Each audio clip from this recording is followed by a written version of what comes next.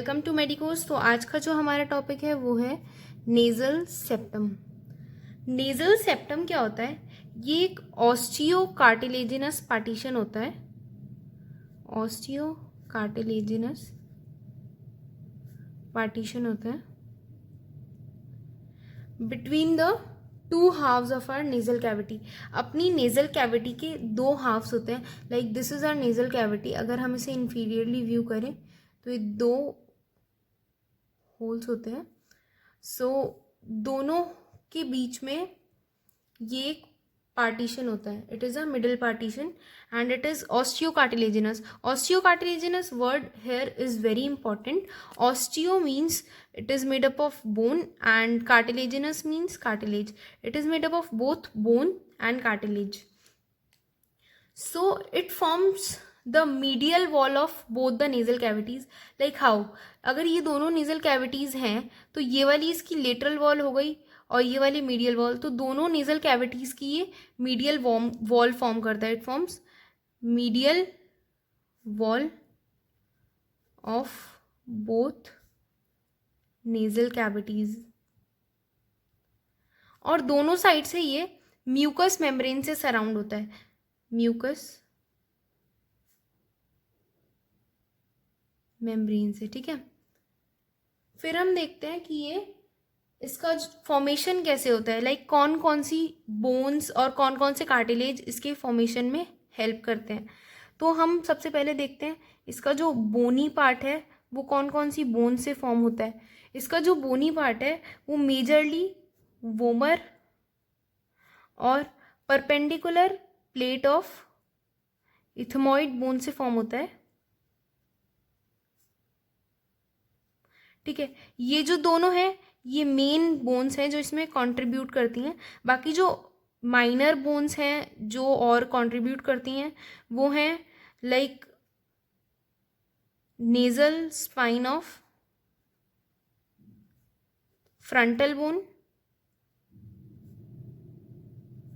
then rostrum of sphenoid bone, then nasal crest of nasal bone, maxillary bone and palatine bone, ठीक है। Like ये parts होते हैं। Frontal bone में एक नेजल स्पाइन होता है, स्फिनॉइड बोन में रोस्ट्रम होता है और इन तीनों बोन्स में नेजल क्रेस्ट होती है। जब आप बोन्स के बारे में आपने पढ़ा होगा तो इन सब के बारे में पढ़ा होगा। तो ये जो सब होते हैं ये मेनली मार्जिन में कंट्रीब्यूट करते हैं इसके, ठीक है। मार्जिन में कंट्रीब्यूट करते हैं। इनका थोड़ा माइनर पोर्शन होता है। मेजरली आपको ये दोनों बोन्स याद करनी होगी। फिर हम देखते हैं इसका जो कार्टिलेजिनस पार्ट है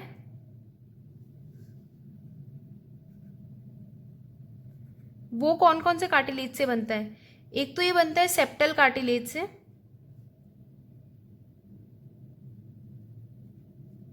और एक ये बनता है septal process of inferior nasal cartilage.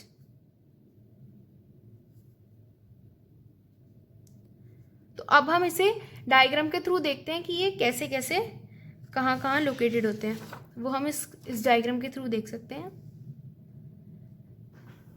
Like इसमें है, सबसे पहले हम देखें जो बोनी पार्ट था वो मेजरली इनसे बन रहा था। तो मेजरली हमारे पास सबसे पहले आती है वोमर। ये वोमर है। लाइक हम ये नोज को देख रहे हैं। Suppose this is our nose, ये हमारा नोज है और इसको हम अगर देखें लाइक ये हमारा नोज है और ये एंटीरियर पोर्शन है। लाइक इंसान यहाँ से देख रहा है, ठीक है। ये फेस है यहाँ पे और ये पोस्टीरियर पोर्शन है और हमने नोज को ऐसे कट कर दिया बीच में से, तो हम इसको साइड में से व्यू कर रहे हैं। तो हमारे पास यहाँ पे आती है vomer bone. This is the anterior portion, this is the posterior portion, okay. यहाँ पे आती है वोमर बोन। फिर हमारे पास एक जो मेजर बोन आती है ये जो पोर्शन है this is perpendicular plate of ethmoid. Now let us see the minor portions. Minor portion में हमने पढ़ा था nasal spine of frontal bone. Nasal spine of frontal bone यहाँ पे आती है कहीं पे। देन हमने पढ़ा था rostrum of sphenoid, this is the body of sphenoid, और फिर यहाँ से रोस्ट्रम ऑफ स्फिनॉइड आता है। देन हमने पढ़ा था nasal crest of nasal bone, maxillary bone and palatine bone. तो nasal crest of nasal bone इस डायग्राम में विजिबल है, बाकी दोनों बोन्स विजिबल नहीं है बिकॉज ये माइनर बोन्स है, तो डायग्राम में पॉसिबल नहीं है देखना। फिर उसके बाद हम आते हैं कार्टिलेजेस पे। तो कार्टिलेज में हमारे पास आता है सेप्टल कार्टिलेज, ये ब्लू कलर का जो बड़ा सा पोर्शन बनाया है, this is septal cartilage. Then हमारे पास आता है एक septal process of inferior nasal cartilage, this small blue portion is septal process of inferior nasal cartilage. ठीक है, फिर हमारे पास एक पोर्शन आता है, ये लोअर पार्ट होता है हमारे नोज का, जिसको हम बोलते हैं columella. This is the lower part of our nose. अगर आप नोज को नीचे से सेप्टम की तरफ से टच करेंगे तो आपको बहुत सॉफ्ट सॉफ्ट लगेगा। It is a fibrofatty tissue, it is a fibrofatty tissue covered by skin. Okay, this is very soft part and lower margin जो होता है सेप्टम का वो होता है ये, this is known as columella. So let us see about the nasal septum. अगर nasal septum ये है, सपोज ये इसका इंटीरियर पोर्शन है, ये पोस्टीरियर पोर्शन है, हम इसे लेटरली व्यू कर रहे हैं, तो इसके हमारे पास 4 बॉर्डर्स आते हैं। ये होता है इसका interior border, this is the interior border, this is posterior border, this is superior border and this is inferior border. 4 इसमें बॉर्डर्स आते हैं और इसमें 2 सरफेसेस आते हैं। सरफेसेस इसमें आते हैं राइट एंड लेफ्ट। अब राइट एंड लेफ्ट कैसे, सपोज हमारे पास ये नेजल सेप्टम है, ये नेजल सेप्टम है, इसको यूं देखते हैं, ये हमारे पास नेजल सेप्टम है, हमने इसे सामने से देखा है, तो इसका यहाँ पे एक राइट पोर्शन होगा, एक लेफ्ट पोर्शन होगा, ये राइट सरफेस और ये लेफ्ट सरफेस। ठीक है, तो ये हो गया नेजल सेप्टम के बारे में। अब हम देखते हैं इसका आर्टीरियल सप्लाई। आर्टीरियल सप्लाई को हम इस डायग्राम के थ्रू देखते हैं। तो आर्टीरियल सप्लाई देखने के लिए भी वही है कि हमने इसे लेटरली व्यू करा है, यू कट करके, तो ये इसका इंटीरियर पोर्शन है और ये इसका पोस्टीरियर पोर्शन है। तो अगर हम आर्टीरियल सप्लाई के बारे में देखें तो इसमें हम इसको सबसे पहले 4 क्वाड्रेंट्स में डिवाइड कर लेते हैं। लाइक हमने इसे यूं डिवाइड किया, हमने इसे 4 क्वाड्रेंट्स में डिवाइड किया, तो ये ऊपर सुपीरियर है, नीचे इंफीरियर है, तो हमारे पास ये क्वाड्रेंट हो गया एंटीरियो सुपीरियर क्वाड्रेंट, ये हो गया एंटीरियो इंफीरियर क्वाड्रेंट, ये हो गया पोस्टीरियो सुपीरियर क्वाड्रेंट और ये हो गया पोस्टेरो इंफीरियर क्वाड्रेंट। तो एंटेरो सुपीरियर क्वाड्रेंट में जो आर्टरीज सप्लाई करती हैं वो होती है anterior ethmoidal artery and posterior ethmoidal artery. Anterior ethmoidal and posterior ethmoidal. Okay, फिर हम एंटेरो इंफीरियर में देखें तो यहाँ पे जो आर्टरी सप्लाई करती है वो होती है septal branch of, it is the septal branch of superior labial artery. Superior labial artery कैसे हो गया, labial for lips and superior upper lips. Upper lips की जो आर्टरी होती है उसकी सेप्टल ब्रांच यहाँ पे सप्लाई करती है, लाइक यहाँ पे अपना लिप होता है इसके नीचे। फिर हम पोस्टेरो सुपीरियर पार्ट में देखें तो यहाँ पे जो आर्टरी सप्लाई करती है this is sphenopalatine artery. ठीक है, this is the main artery. ठीक है, ये मेन आर्टरी होती है and this is also known as artery of epistaxis. इसके बारे में हम लास्ट में पढ़ेंगे। फिर जो पोस्टेरो इंफीरियर पार्ट है इसमें जो आर्टरी सप्लाई करती है वो होती है ग्रेटर पैलेटाइन आर्टरी। ठीक है, तो ये हमारे पास चारों पार्ट की आर्टरीज आ गई। अब हम इसमें एक चीज़ देखते हैं, यहाँ पे जो एंटेरो इंफीरियर पोर्शन है यहाँ पे ये 4 आर्टरीज आके एनास्टोमोस करती हैं। Anterior ethmoidal artery, septal branch of superior labial artery, then greater palatine artery और इधर से स्फ्रीनो पैलेटाइन आर्टरी। ये यहाँ पे एनास्टोमोस करके एक प्लेक्सस बनाती हैं, इसे हम बोलते हैं किज़लबेक्स प्लेक्सस। ठीक है,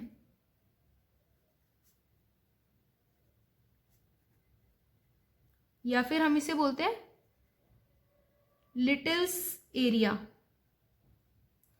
ठीक है, this area is for epistaxis, this is known as area of epistaxis. Epistaxis का मतलब ब्लीडिंग ऑफ नोज, यहाँ पे ब्लीडिंग होती है यहीं से, इस एरिया से ही मेजर ब्लीडिंग। तो ये था हमारा आर्टीरियल सप्लाई। आर्टीरियल सप्लाई में जो किजल प्लेक्सस है, इसमें ये सारी आर्टरीज एनास्टोमोस करती है except this posterior ethmoidal artery. ठीक है, ये याद रखना। फिर हम देखते हैं इसका वीनस ड्रेनेज। तो वीनस ड्रेनेज में क्या है, वीनस ड्रेनेज में जो वेन्स होती हैं, वेन्स फॉर्म्स प्लेक्सस, और ये जो प्लेक्सस होता है ये एंटीरियरली तो फेशियल वेन में ड्रेन करता है,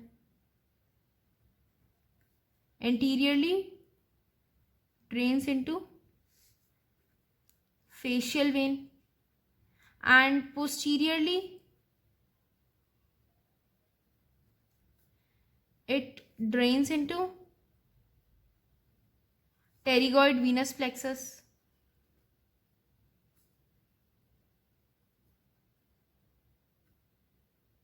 ओके, टेरिगॉइड वीनस प्लेक्सस में थ्रू स्फीनोपैलेटाइन वेन के थ्रू ड्रेन करता है। तो ये होता है हमारा वीनस ड्रेनेज। लाइक इसका इंटीरियर पोर्शन तो फेशियल वेन में ड्रेन कर देगा, posterior portion pterygoid Venus plexus में ड्रेन कर देगा। Okay, now let us see about it's nerve supply. Nerve supply को हम इस डायग्राम के थ्रू देखते हैं। नर्व सप्लाई में हमारे पास मेन आता है एक तो जनरल सेंसरी नर्व,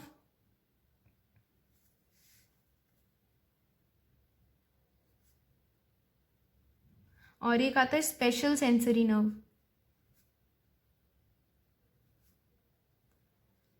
ठीक है, तो जनरल सेंसरी नर्व में एंटीरियर पार्ट में तो हमें हमारी जो नर्व सप्लाई करती है वो है internal nasal branch of anterior ethmoidal nerve.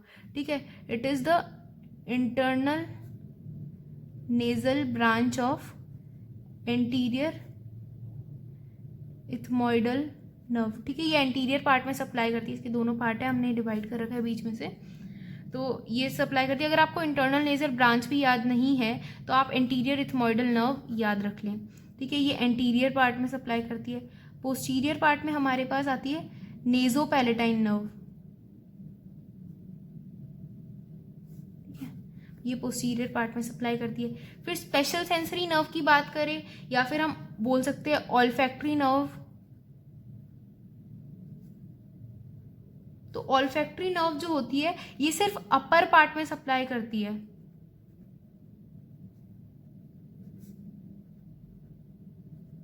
ठीक है, ये सिर्फ अपर पार्ट में सप्लाई करती है, या फिर ऑल्फैक्टरी एरिया में सप्लाई करती है, हम ऐसे कह सकते हैं। लाइक इस डायग्राम के थ्रू अगर अपन देखें तो यहाँ पे अपर पार्ट में सिर्फ ये सप्लाई कर रही है, और एंटीरियर पार्ट में internal nasal branch of anterior ethmoidal nerve और पोस्टीरियर पार्ट में नेजोपैलेटाइन नर्व सप्लाई कर रही है। ठीक है, साथ ही साथ में हम इसका लिम्फेटिक ड्रेनेज भी देख लेते हैं।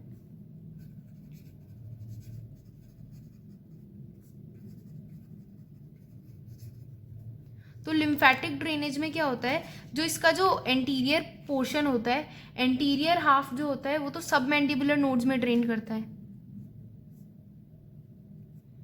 एंटीरियर हाफ ड्रेन्स इनटू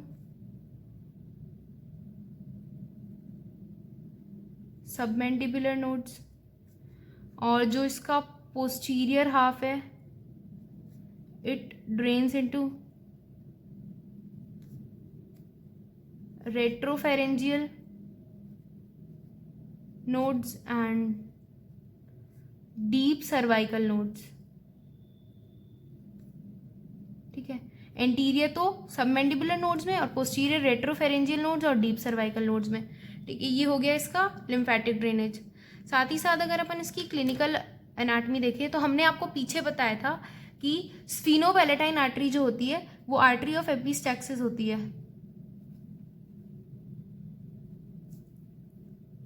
ठीक है, तो this is the artery of epistaxis. तो इसको आर्टरी ऑफ एपिस्टैक्सिस क्यों बोला, अगर हमारे नोज में ब्लीडिंग होती है तो हम समझ जाएं कि स्फीनोपैलेटाइन आर्टरी में कुछ ना कुछ गड़बड़ हुई है। ठीक है। अब हमारे नोज पे जो लिटिल्स एरिया होता है, हमने पढ़ा था इस वाले डायग्राम में, हमने देखा था कि लिटिल्स एरिया होता है, ये जो एरिया होता है ये मेजरली रिस्पॉन्सिबल होता है नोज़ की ब्लीडिंग के लिए। नोज़ में से जो ब्लीडिंग होती है इसके लिए कॉमन साइट होता है, ठीक है, एपिस्टैक्सिस के लिए। फिर हम देखें अगर दूसरा, तो अगर हमारे नेजल सेप्टम में डेविएशन है तो इसका मतलब क्या है कि it is responsible for repeated attacks of common cold और एलर्जिक राइनाइटिस। तो अगर नेजल सेप्टम डेविएटेड है तो मतलब कॉमन हमारे पास जो रिस्पॉन्सिबल होता है ये हमारे राइनाइटिस हो सकता है, मतलब ये रिपीटेड अटैक होंगे हमारे इसके राइनाइटिस के, then common cold, sinusitis, if there is a deviation in nasal septum. और इसको हम किससे ठीक कर सकते हैं? सर्जरी से हम इसे ठीक कर सकते हैं। तो that's all for applied aspect of nasal septum and that's all for nasal septum. So अगर वीडियो अच्छी लगी हो तो लाइक करें, शेयर करें, और चैनल तो आपने सब्सक्राइब कर ही दिया होगा। So thank you very much.